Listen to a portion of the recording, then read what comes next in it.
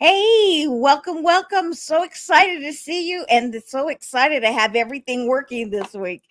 I apologize about last week and we had lots of technical difficulties, but have no fear. We're here today and we're going to go ahead and go over reconnecting with yourself.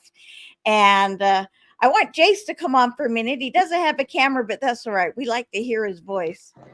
Hello, everyone. Hi, Karen. Hello, Jace. So, did you have a good weekend? I know you've had lots of storms there. I did, yeah. It's been raining so hard. It's the month of storms here in the Philippines, like typhoons. But I did have a fun weekend. I had a good night with AJ last night, which is also a good friend of yours. Yeah. So yeah, Oh, that's awesome. Well, now we were talking the other day, and you're the one that mentioned that it would be great yes. to do the topic reconnecting with yourself. So, tell me, why was that a good topic for you? For the past few weeks, let me just say past few weeks. As you know, I've been traveling a lot, and Hmm. then 3 days after a good amount of time going to the city, I got sick. And I think that's because I've exhausted myself so much because of work, because that's also like a strategy meeting that we had on that week.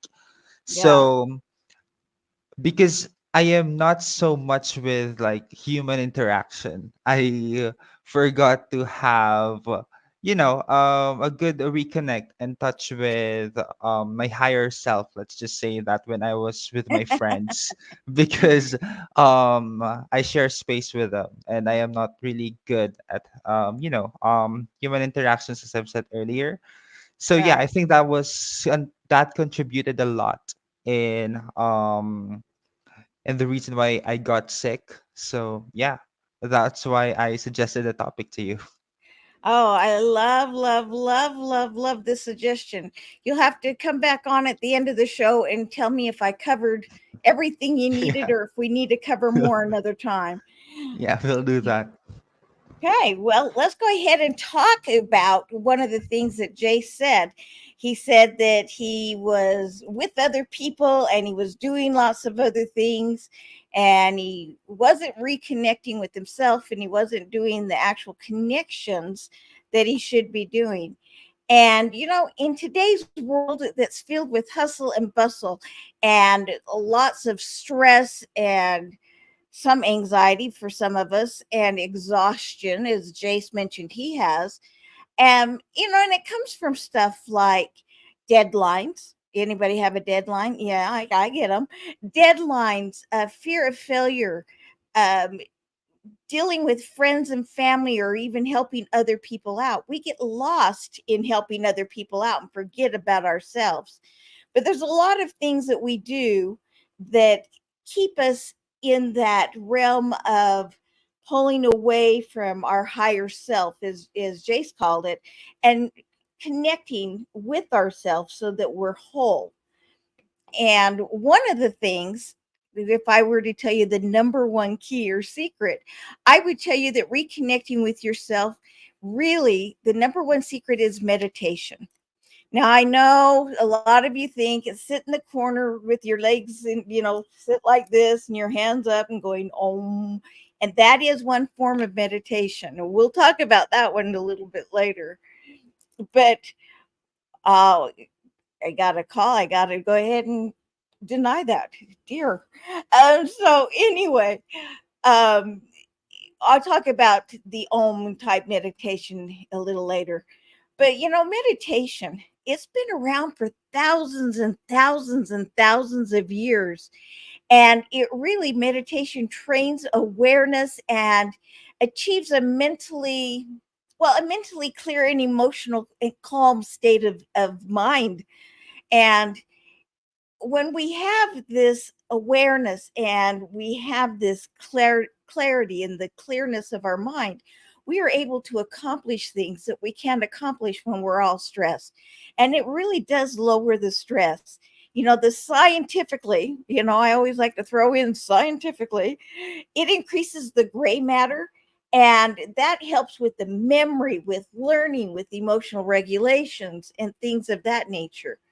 Well, meditation is great if you know somebody that might be starting to have early onset dementia, or maybe you're just getting forgetful because you have so much to do. Now, and you guys leave comments in the chat box. When I ask you questions, answer them.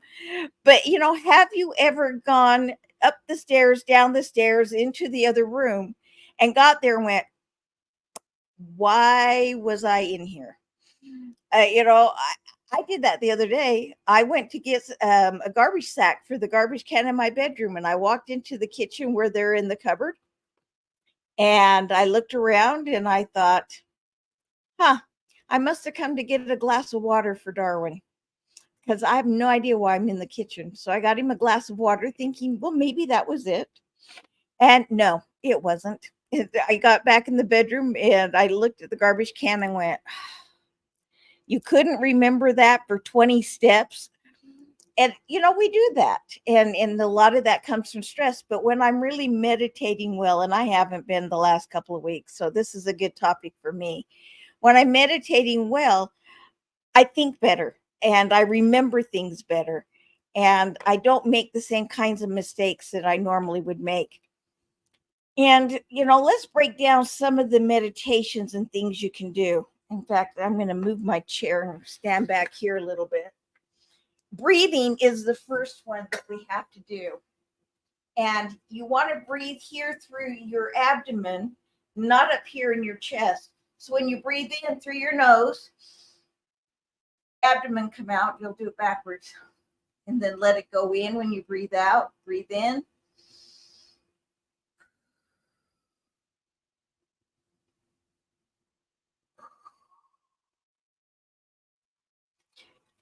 That abdominal breathing actually gets the air to circulate throughout your body better than if you just chest breathe.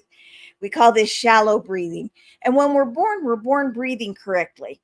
If you watch a baby breathe, they breathe there through their abdomen. And it's when we get older, and I don't mean 40, 60, 80.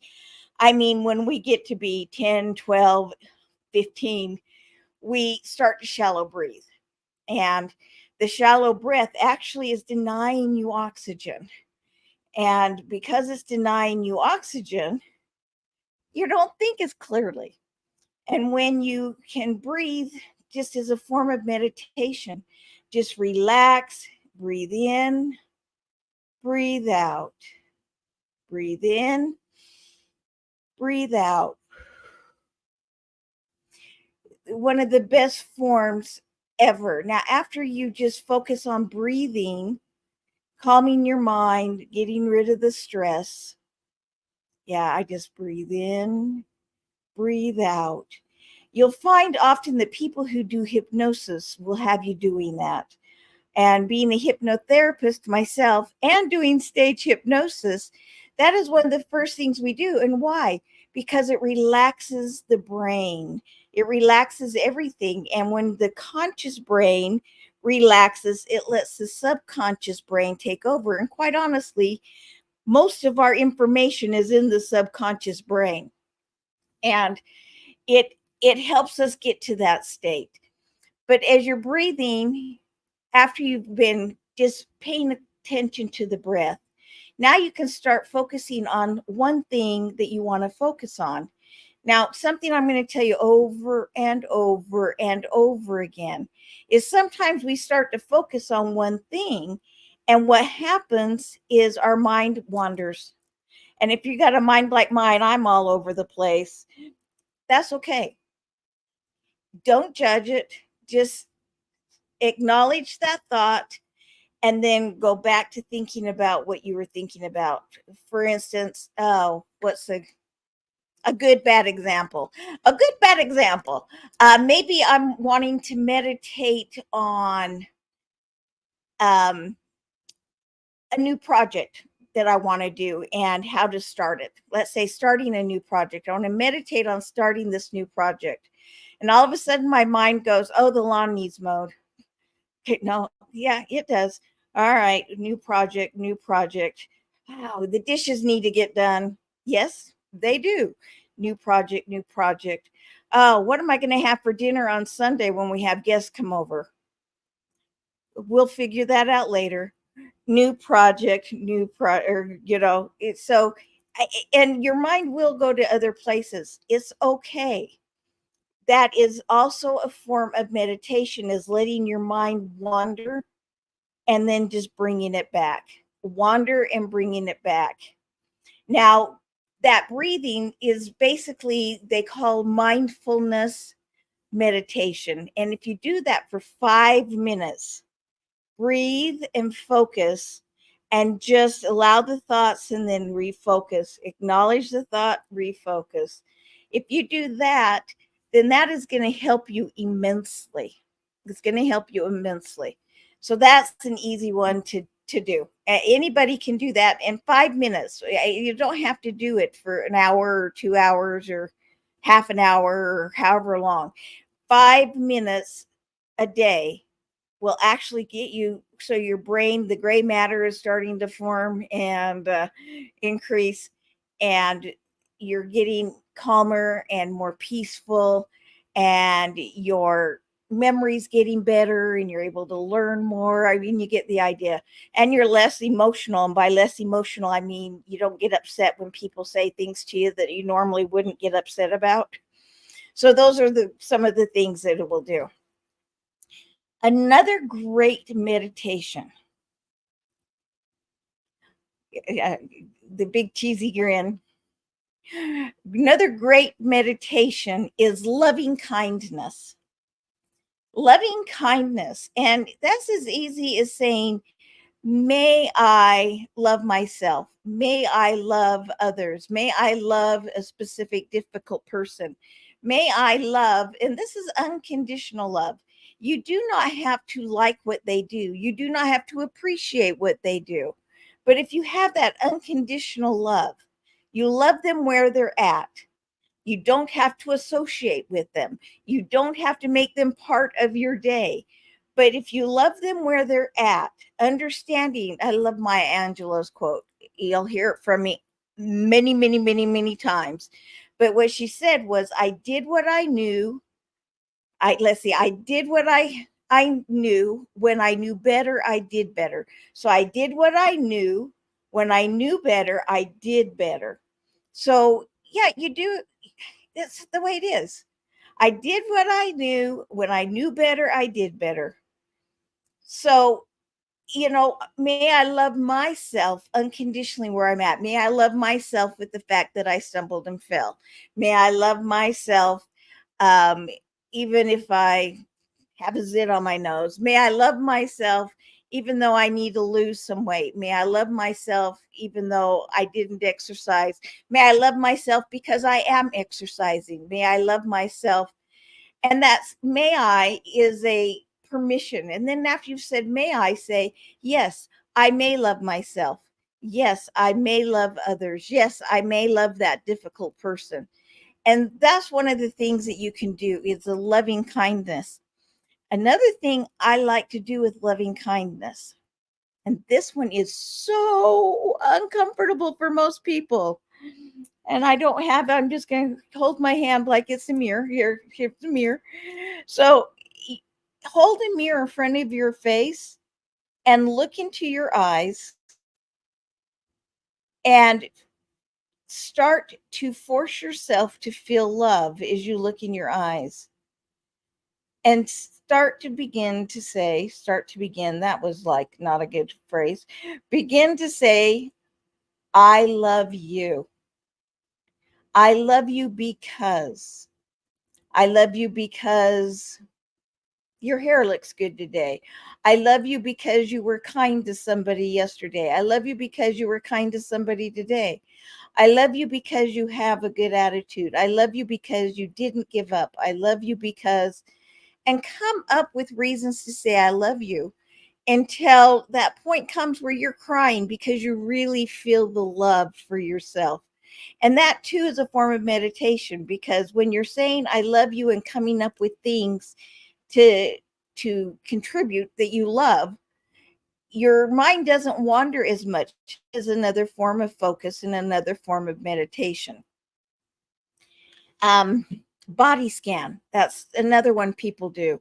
And they'll lay down, they'll do a little bit of breathing, and then they'll start to scan their body. So they'll feel their toes and they might wiggle them a little bit, and they'll try and relax them, or they will relax them. Then their feet, and then their ankles and their calves and their knees and their thighs, so on and so forth. And they feel the tingling and the relaxation going up, up, up, up. And focusing on that, will your mind wander? Probably. And when it wanders, just bring it on back. Acknowledge, bring it on back.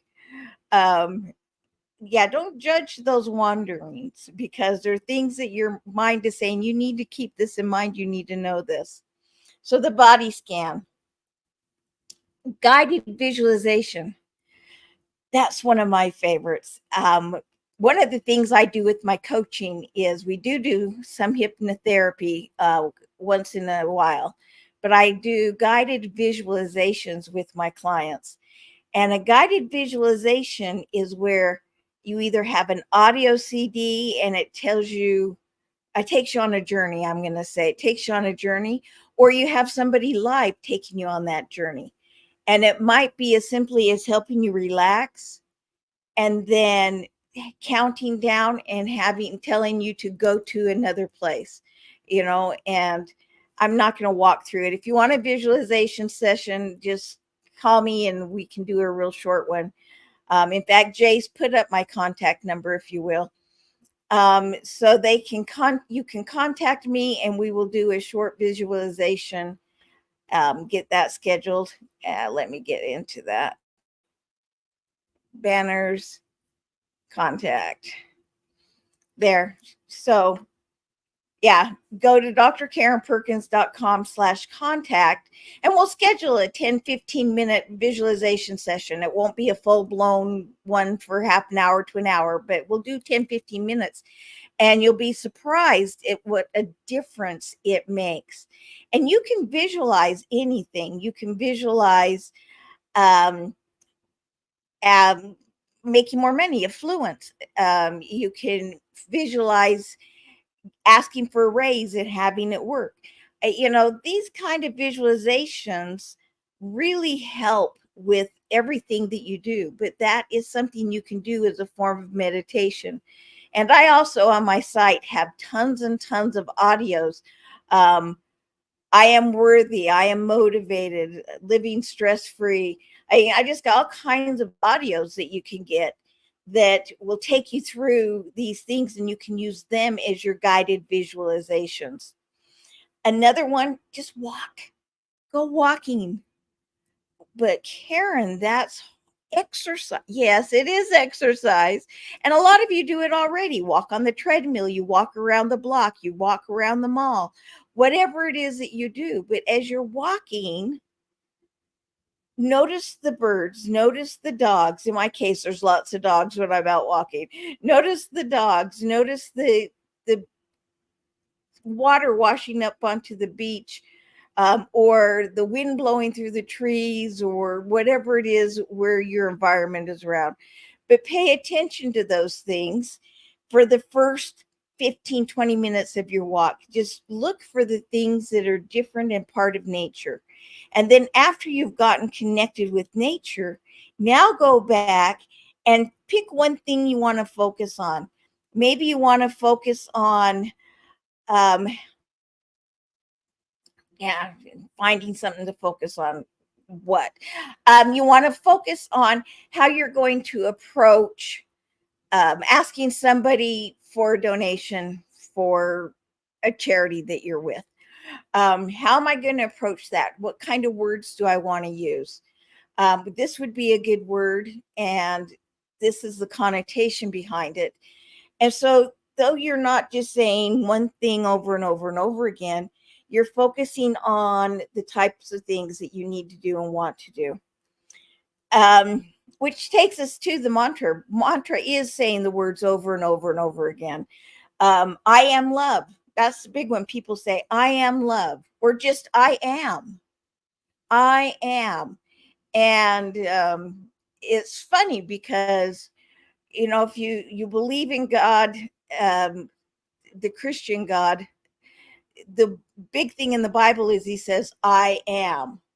Well, we are all part of that Godhead. We are all part of the universe. We're a part of that oneness in the well, just out there in the universe. And I am is wonderful for that. But you can go even a step further and say, I am wonderful. I am extraordinary. I am kind. I am giving. I am understanding. I am. And you may have to come up with a list before you go sit down to do the I ams, or you can do the I ams while you're walking. But, you know, go through and don't say things like, I am Megan's mom. Well, yeah, you are, but that's not who you are in here. Okay. That's an external I am. I am wearing a yellow jacket. And, but I am love. I am kind. But Karen, I don't really believe I'm love and kind. Well, you say that enough and your mind is, I love mine. I love the mind. I love it, love it, love it. The human mind is bound and determined to prove you right. So when he hears you say, I am love, it's going to look around and find things for you to do to prove that you are love. If you say, I'm a failure, it's going to find things to prove you're a failure. Okay. And when you see all these things that make you a failure, you fail more. It overwhelms you, it depresses you. So I am love. I am motivated. I am filled with integrity. I am those kinds of things. Your mind is going to say, you have integrity. And you're going to find that the next time there's a choice and somebody's trying to get you to do something that may not be within integrity, now you can, your mind will automatically say, nope, not going there. That's not within my integrity. And so it's an important thing to do. It's important for your meditation, for your calmness, for that awareness, for achieving a mentally clear and emotionally calm, stable state. So I am, I am. That is a fabulous one. Another one is I accept. I accept that I am wonderful. I accept that I am kind. I accept that.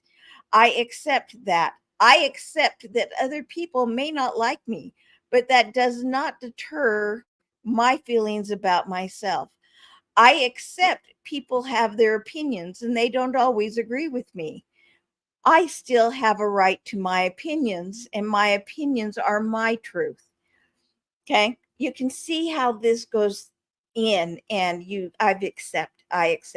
Now there is the there is the another one that I really like. Oh, now I can't remember it. I'll have to get back to it later. But there's a bunch of them where you put words together, and most of them are ancient Tibetan phrases, or they're phrases from India, or even old Chinese phrases, but they're just a lot of old phrases that you can put together. But to make it simple and memorable, just use the I am and state what you are. And I love the one just I am love. I am love. I am love. And just keep saying that over and over again. All of these will bring you to a Zen state. And a Zen state is simply where, and we talked about before, you got those thoughts that wander, acknowledge them. Don't judge those thoughts, just acknowledge them. Okay, I had that thought. Next, and you go back into it. Let the thoughts come and go. Let the thoughts come and go. And it will help you get into that Zen state, because those thoughts are dying to be acknowledged. And until you acknowledge them, they're going to keep intruding. So acknowledge the thought and then go back to that Zen state and thinking about the things that are going to be best for you. A few of the more advanced ones that you can do. There's shamanic journeying. Now, shamanic journeying is something that I also do, some of with my coaching. And this is where you use music. It could be drums, it could be flutes, but you use music as your background and you help others visualize traveling. Now, you can do this alone, but I usually suggest you do it with a guide, just to make sure that you are safe and don't go wander off somewhere that you shouldn't be. But the shamanic travel, the shamanic visualization, this shamanic journey, is very powerful, very, very powerful. And that is a more advanced form of meditation. Uh, this is a weird one, but I used to use it in high school all the time. They call it surfy whirly. And I'm not going to stand up and show you. Well, yes, I will. Let me stand up and show you how it goes. You put one hand down and one hand up, and then you turn in a circle and you say what it is that you're focusing on. Now, you did that in high school? Yes. My drama coach in high school was the International Thespian Society president. I mean, she had been on Broadway. I mean, she was awesome. And I was very fortunate to have her as my coach in high school. And for those that didn't know, I did get offered. There's a long story on why I didn't take it, but I did get offered a full ride scholarship in drama. And so her stuff really helped, and it helped all of us, and all of us that were her students greatly learned. But we would do that one hand up, one hand down, and turn as we were memorizing our lines. And it sounds funny, but I'll tell you what, I could memorize my lines in about a tenth of the time that it took me to memorize them otherwise. So just turning and reading those lines and saying them out loud, I could just, it was so, so fast. And so that's also a form of meditation. Go ahead and do the I ams while you do that. That is a great one to do. Um, there's all kinds of other things. There's candle gazing. There is using your rocks and just, you know, get my little holding your crystal and just focusing on the power that the crystal has. And some of you believe in those things, some of you don't, but it's crystals all have an energy. And if you actually, they have machines that you can connect with them and you can hear them singing and they hum. And that's really, it's the vibration. It's kind of like a singing bowl. It sings and it's really just the vibration and the hum from the singing bowl. My mic blocks out noise, or I'd show it to you. So you can do it. Actually, let me see if you can hear it. Jace, you'll have to tell me if you can hear it or not. But you can ding it.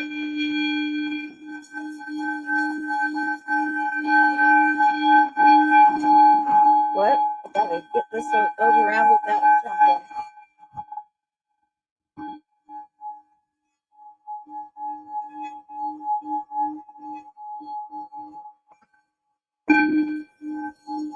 Yeah, it's not going to work so well. But the singing bowls. Now, if you were standing here with me, you could hear it still vibrate. It'll vibrate for another 2-3 minutes after I'm done doing this around it. But singing bowls are a great thing to use for meditation. And you don't have to whirl it. Just go ahead, and if you got a couple of different ones, just hold it right. And that gives you the same vibrational energy that going gives you.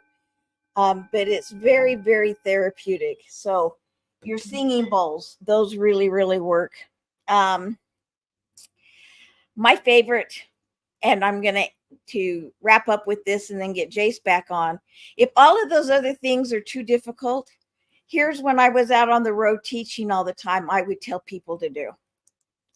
I'd ask for 2 minutes of meditation a day in 4 30-second increments. I really like 5 30-second increments.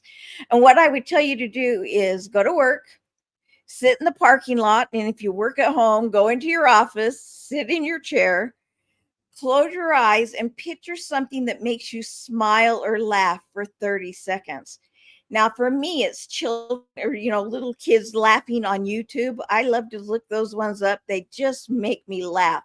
Some people, it's kittens in bags, whatever it is, it makes you laugh. But you just close your eyes and smile and think about what makes you laugh. You do that for 30 seconds. And, I used to do that when I was doing seminars. And it's funny because I'd only make them go 10 seconds. So I told them 30. But in those 10 seconds, everyone was smiling. When I said, just think of something that makes you smile or laugh, everyone was smiling. And a lot of them had started to chuckle. Do that for 30 seconds before you start your workday. Then when you go to lunch, before you go back to work, do another 30 seconds. And then when you go home, if you drive home, when you get in your driveway, when you go, if you're out of your office, when you get into the next room, do it again. Now, that is your third time. I like to do it also when you go to bed. When you go to bed, and that's the fourth time. The fifth time for me is anytime somebody comes up and gives you something disagreeable um, to think about. And by that, I mean they may have yelled at you or they were negative, but something like that. Anytime they do that, as soon as they leave, 30 seconds, close your eyes. I don't care if you have to go hide in the restroom or go sit in a corner or whatever, but 30 seconds. If you can meditate for 30 seconds, 4 or 5 times a day, your entire day will be better. And when your day is better, you feel better about yourself. And when you feel better about yourself, you feel better about the world. And when you feel better about the world, you're calmer. And you're able to reconnect with yourself because you're not worried about all of these outside things going on around you. And you can focus more on yourself. And the more you focus on yourself, by the way, the more you can help other people. So you want to focus on yourself. I'm not saying being arrogant and be selfish, but you got to be somewhat selfish and take care of yourself. You got to love yourself. If you can't love yourself, you certainly can't have love being felt by other people because that love starts within your heart. Yeah, you guys are like, she's sitting backwards, but it's really within my heart.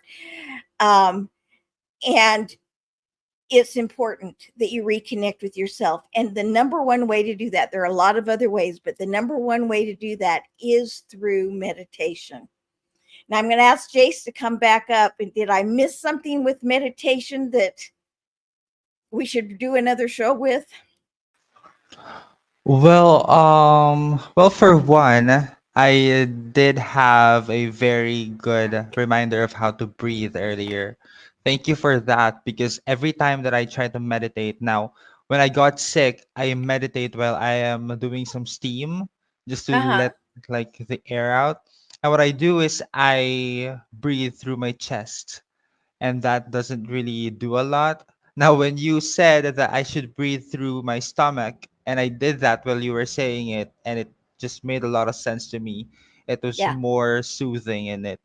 So yeah, thank you for that. I think you've touched everything about meditation that we should all learn, like how we should start it. So yeah, thank you so much. Awesome. Thank you.